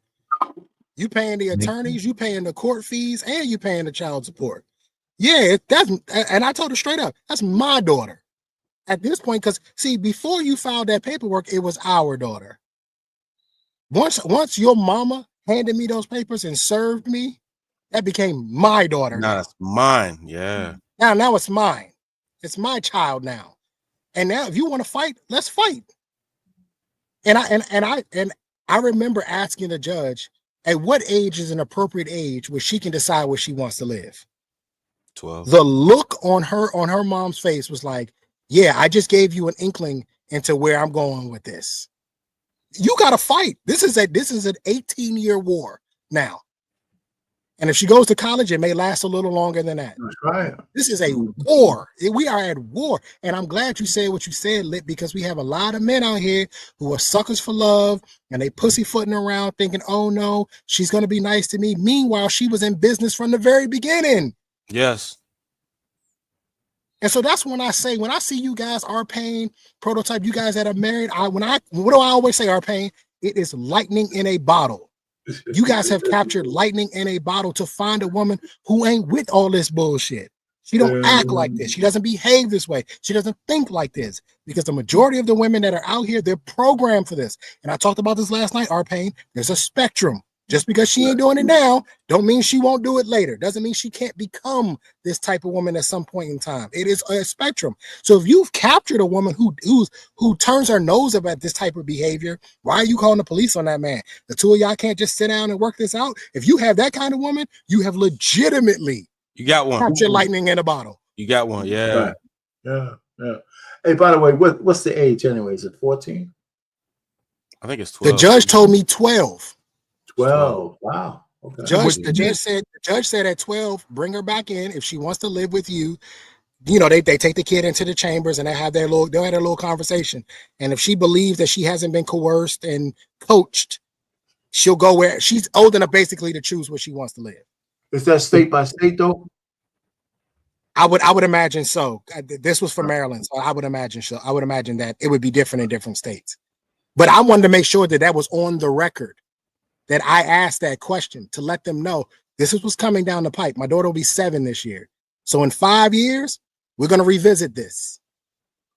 We're going to revisit this because this is where you put me. This is a position you put me in now. Because it wasn't my idea to go this route. I didn't want to have to play this sort of tug of war with our child. That to me is, in my opinion, sort of it's an immature thing for two parents to sort of do the tug of war thing, right? I think two parents should be able to sit down and collectively decide what's best for the child. And whatever that is, move forward from that point. But once you start involving courts and some old white man and some old black lady to tell me what's best for my child and my family, yeah, we got a motherfucking problem now. We got a huge problem.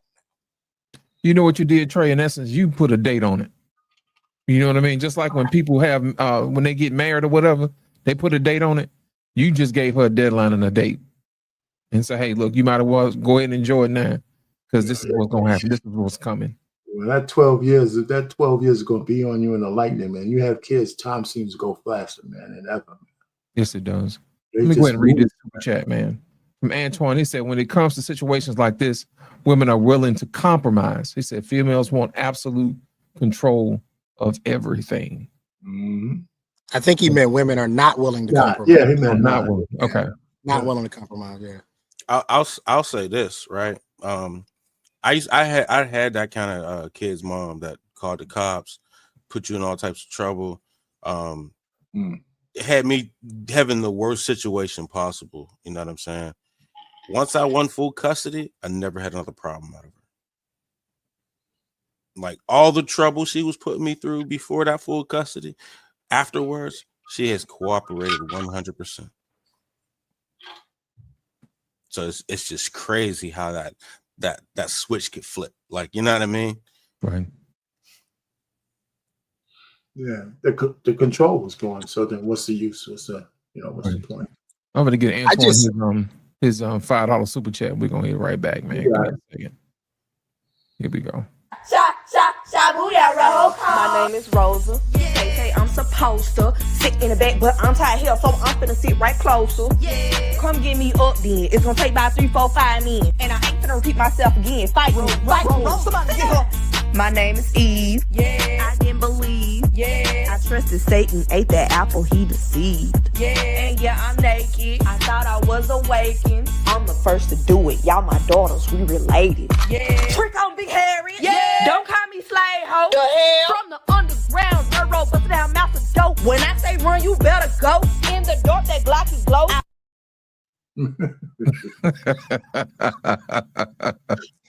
Appreciate it. Thank you for the super chat, Antoine. Appreciate it. Go ahead, fellas.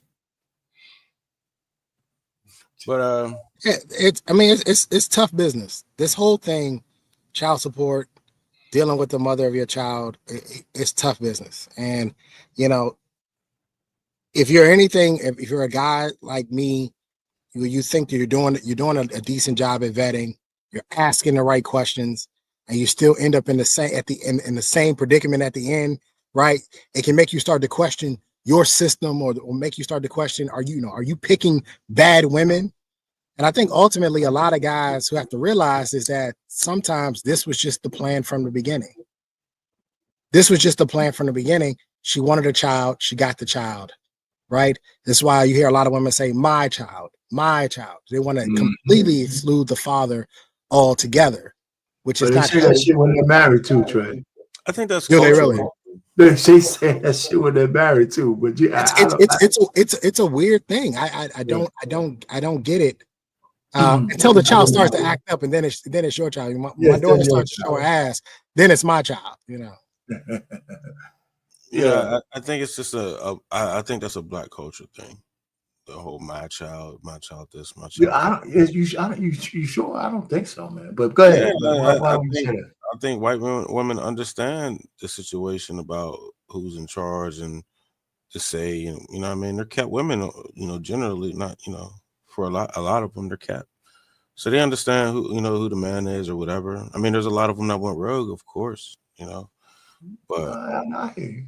I can get that. With me though, man, I just checked my wife as soon as she said it. Just the very first time I heard that come out of her mouth.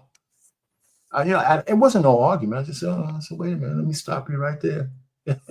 She's not your child, man. It's our kid, man, And then we no, had a it's little not conversation. our either. It's yours. Yeah, but I didn't have to go into She that. is helping you. She is your helpmeet. She is helping Yeah, you. but I'm not getting into that That conversation is with the wife. your. I was just happy to move it to the middle. Okay, prototype. No, you I don't mean, move it. You don't move it to the middle. You got to take complete control, and they like it. Like I changed everybody's name in this house. If I made you my last name, I like that. You're mine. Payne household. Remember that. A prototype. Our Payne said it's about the small victories. It's about the small victories. You just need to dip about how you got to go to the jugular in this thing. You got to go to the jugular. It ain't that compromise small victory crap. You got to go for the cut. I'm not arguing. I am not arguing. You know what? Go ahead, Arpane. No, go ahead, because I wanted to ask something. You know what I was thinking about the other day? Arpane, from time to time, man, you say some stuff that really gets under people's skin and make them think. There was a clip that I clipped up from a show last week for you, and it went like this. Arpane, you said something to the fact that you have to get with a woman who has something to lose, and you have no idea how much wisdom is in that. Because if you get with somebody who has everything to lose, like say, for instance, if a woman who's later on in life, who is at her last wit's end for having a kid and she hadn't had one, she'll probably do some things that are nefarious just to get pregnant, just to get that last ditch effort to get that child out of there because she took a career. Or if you can get somebody who's really young, like in their early 20s, who hasn't been established yet, or something like who hadn't established themselves career-wise and who are not making a lot of money, that child could be tied to her survival. So either way it go, when you take that child away from that person, they're subject to do anything. So there's a certain amount of wisdom that you had displayed in that. And I think everybody agreed with it because I had never seen that many likes or views on any of the posts that I've cut up. And for some strange reason, they like what you had to say. So could you speak to that a little bit more in this particular situation? What do you think about that? Well, I mean, I agree. I mean, it's really that simple. I mean, especially if you're out there. I mean, I think men need to kind of learn that, it's kind of that maybe a variation on the equally yoked kind of thing. I don't like that term, but if I think men need to start to look at, we shouldn't be reaching down, like we normally do, right? I mean, if a woman has, and that doesn't mean anything to your leadership, by the way, but if she has something that she has of substance, you don't have to marry her just for that, but you know where she's at in life. So she's married you because she wants you. Huh? Only ugly women make money. But you know what? At least put it to like this, prototype. At least you know you ain't gonna go broke. Well, the real point is that if she has something to lose from the standpoint that if she has something that is a foundation already, then you have another understanding that she's with you because she wants you and not just your research. Arpane, I have an objection to this. Okay. Because I don't disagree to an extent. But where I am having the problem is when you say have something, are we talking about assets? Are we talking investments? What exactly when you say she needs to have something to lose? Because if you're saying a house, well, that's just debt. I'm not saying a house. You know what? I'm saying something that's important to her that has value to her, whatever that might be. Now, I discourage, like my daughters. I mean, don't even be thinking about buying a house if you ain't married. Stay your ass in something that because if you're just going to live in it, then it's a liability. So this just I guess that's where I'm confused a little bit. What would they? Well, I mean, whatever. Because a man's life and a woman's life, it's different. What would she have accumulated? So you're trying to make that would be that valuable that she could lose. Well, she can have a business, right? Think about it. She can have a business, and guess what? Okay, let me try to answer it this way. Let me answer it this way. If I'm going to look at a woman, if she has a job, I would imagine she has I'm thinking she has some kind of investment. So we're going to keep it just monetarily. It's whatever's value to her that, she has, that gives her a foundation. And some of it is intangible. It's maybe not all tangible. I can't answer. I mean, it doesn't have to be the trappings of a house, right? But when you talk to a person who has something, who's living life as an adult before you meet them, I think that if you get married, she's not marrying you just because she needs you to take care of her. You know what I'm saying? She's marrying you because there's something that you have as an essence of your spirit that she wants to hang on to. And that's the other part to that that's why I always tell men, never marry a woman on her own terms. It's got to be on your terms. If she's willing to do that, that's how I look at it. So there's a couple of things that tie into that.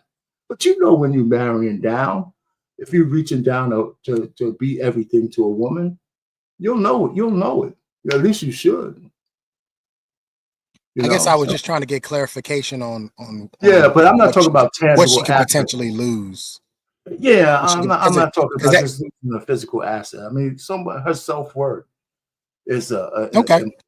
Okay. I mean, once you said intangible, that made more sense. Right. Yeah. Think about this too, Trey. If you have kids with her, and for some reason y'all break up, her sexual marketplace value plummets. So that's something else that she could lose too, man. Yeah, even though they don't think it does. And that's one of the funniest things in the world to me. They legitimately don't think that this is a real thing. I remember having a conversation with my daughter's mom, and she was talking about she was going out, and she look, my daughter's mom is an attractive woman. She still looks good, right? So I said, you'll have a good time. And she said straight up, she said, well, yeah, these guys don't really want to talk to me. And I said, yeah, because you sound, smell, and look like a single mom. That's why. They're not interested. What's that mean? What's that look like? so like a single mom. Yeah, I mean, I was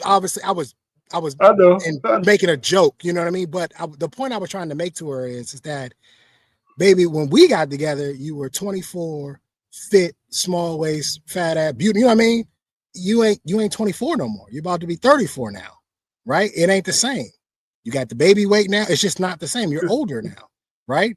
And the world, the stress that you put on yourself by being single, right? It's starting to show, and guys can see it. Now, that doesn't mean that guys won't want to sleep with you. Of course, they still want to sleep with you. That's obvious, right?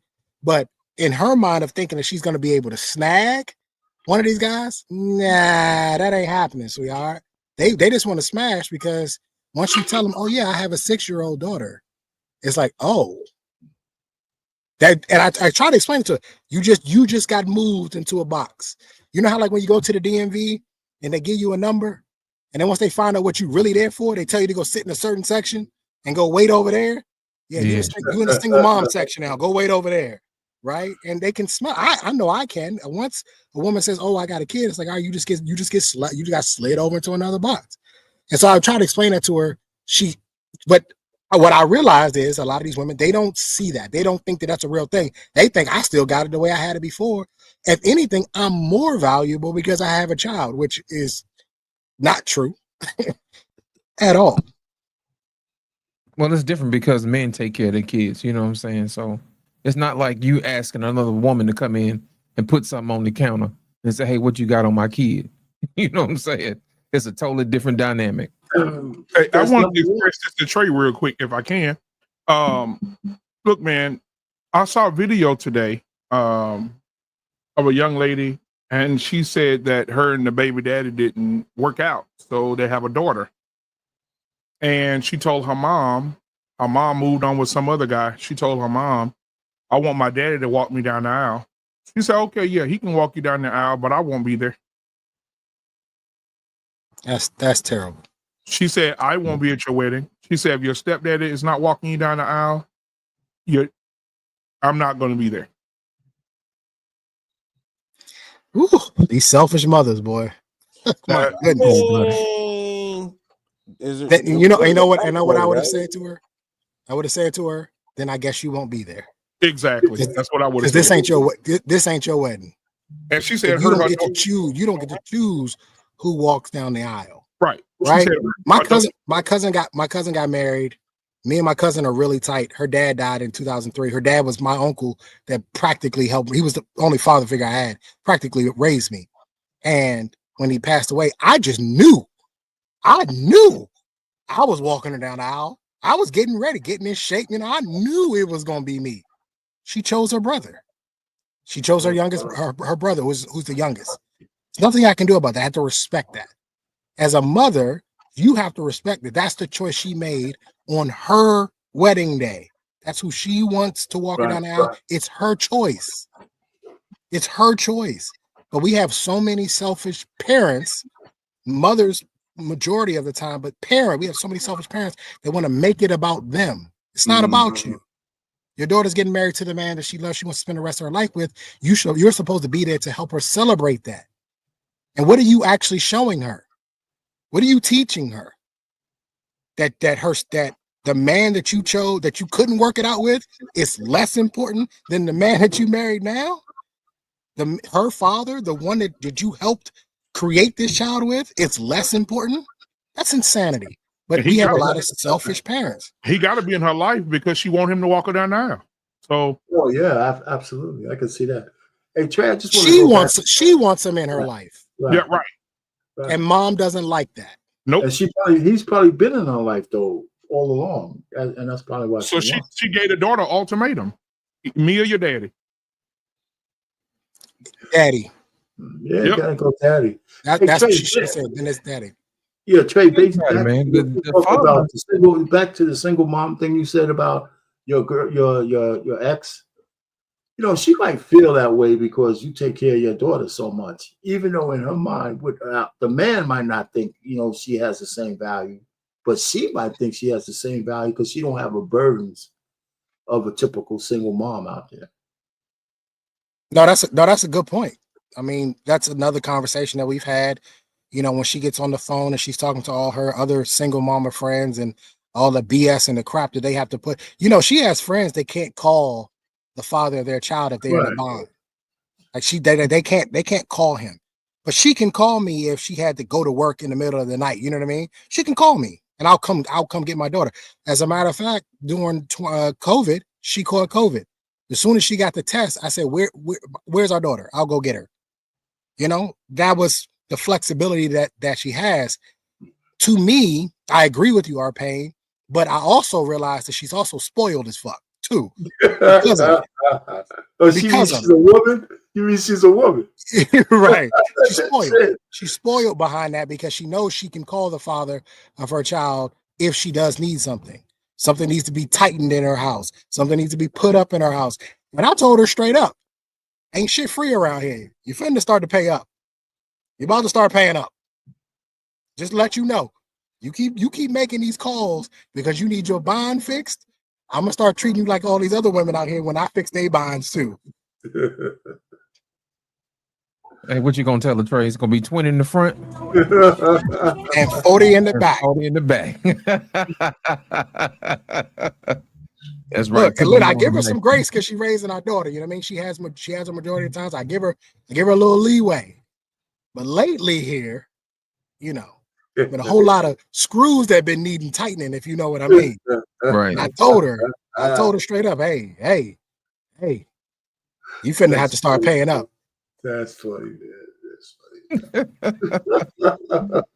Well, I mean, guys, I think that the mental health of men I personally believe it's going to get worse. Because like you said, again, man, we're not prepared for war. And the worst thing in the world, man, is to go out in the world and go to war and then to look over in the bed next to you and be at war with that too. So what's the biggest stressors, man, for men? I mean, what's the if we had to go from 1 to 5? Pussy. And you can put that on all of them. Yeah, that's the problem. The top of the list. Punani, that's the issue. And but what about? If we can somehow get that figured out, black man? Yeah, I think most men will be all right. And what about the men? I'm gonna ask this before we get out of here. What about the man that we showed earlier? When I showed Arnez J earlier, when he found out in his damn near early 50s that his daddy is not his daddy. Kirk Franklin found out in his 50s his daddy is not his daddy. So on and so forth. All these people find out their mama was whores. So what's worse, the son not knowing or the father who's been cheated on? In terms of the pecking order. Pick a man. The man on the side that took to be the dad, or the guy who stepped in to be the dad. Which one you want to talk about? Man. By your dad or step in dad. You know, so is Kirk Franklin any worse off than like Tyler Perry? Is he worse off than his father was? Who his because Tyler got beat. Yeah, that dude beat the shit out of Tyler because he knew he beat the crap out of Tyler Perry. Mental health problem out on beating his son. That's how he got it out of him. Tyler Perry didn't have that. Instead, he gave us a lifetime of terrible movies with better horrible.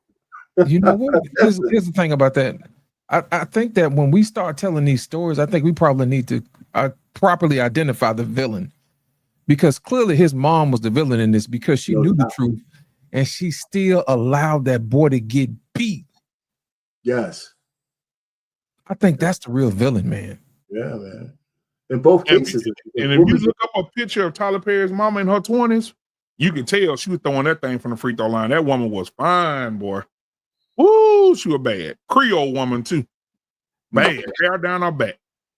So that's so that's the thing, man. It's just, see, while he was at work working all them long hours, she had them legs open, man.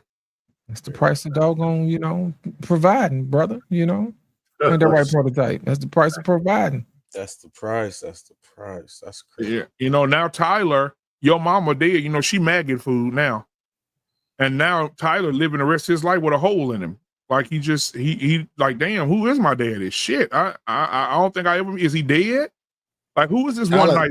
Who's this one night stand that you got pregnant by? She don't remember that shit, man. She did. Tyler Perry, I don't care how much money he got.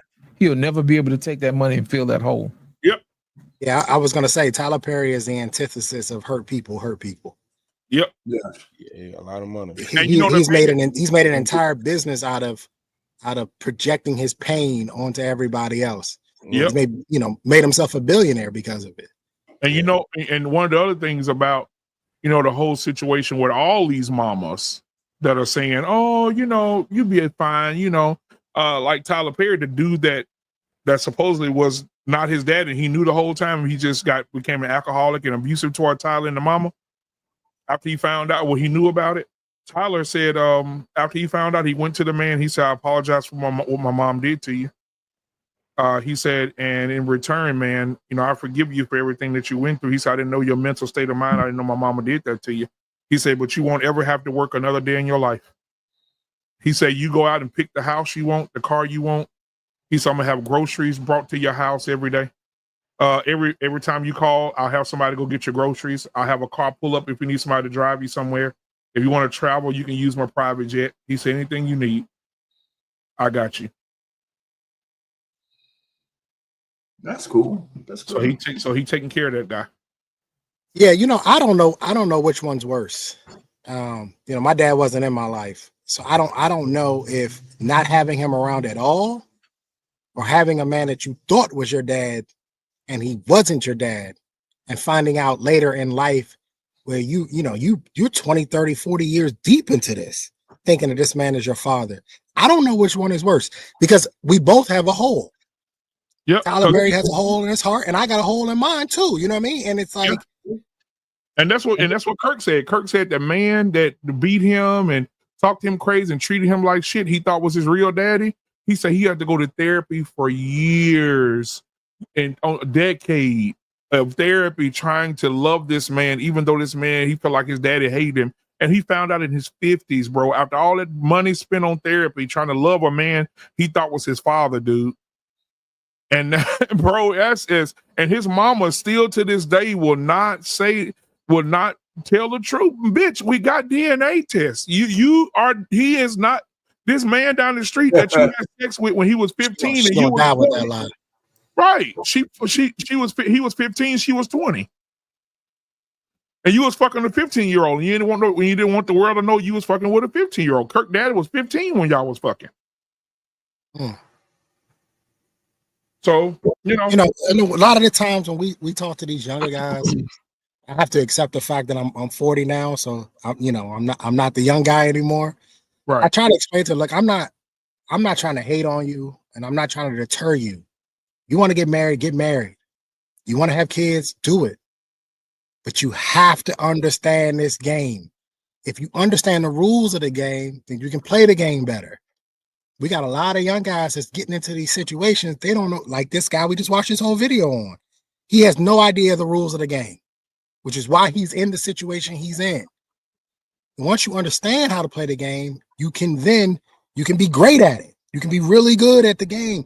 A lot of these guys, and so when we tell them, I'm a 40, I'm trying to tell a 21-year-old, get a prenup. You know what I mean? Do these things. Protect yourself. Oh, you just scared. Oh, you bitter. Oh, the last woman that hurt you. And it's like, yeah, I got my grievances with her, but I know I can show you 100 other guys that got the same issues. I'm not telling you this because I'm bitter or angry. I'm telling you this because we're trying to change the way that men deal with women so that you guys don't end up in the positions we ended up in. We really are. It's not hating. I'm not hating on you. I don't want you to have to sit in a courtroom and have a judge who's 70-something years old and could care less and is getting ready to retire to tell you you can only see your child every other weekend. Even though you've made an exceptional case on why you should be able to see the child 50% of the time. He don't care because he's retiring in 2 months. And that child support money that you're going to be paying is going to be helping him with his retirement. He'll be retired on it. Yes. And so we're trying to get you guys, we're trying to help you guys understand we don't want you to go down these paths. This to me is one of the stark differences between men and women. Women will send the women down the same path of pain, trauma. They'll just let them just go right now, even though they know better. They know better.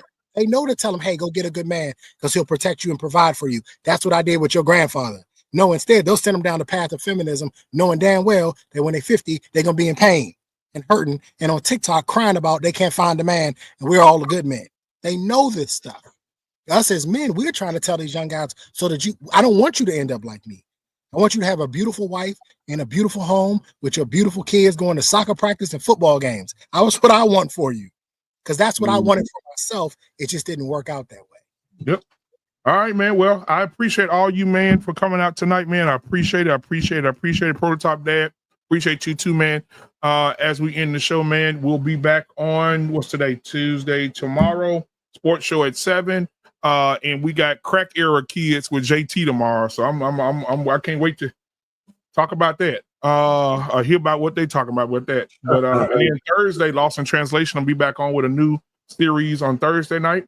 And then on Friday, Barbershop, and then Sunday again, the Gray Area and the Plug, man. So I appreciate all you guys, how you come out and support me. So y'all have a good night. We out.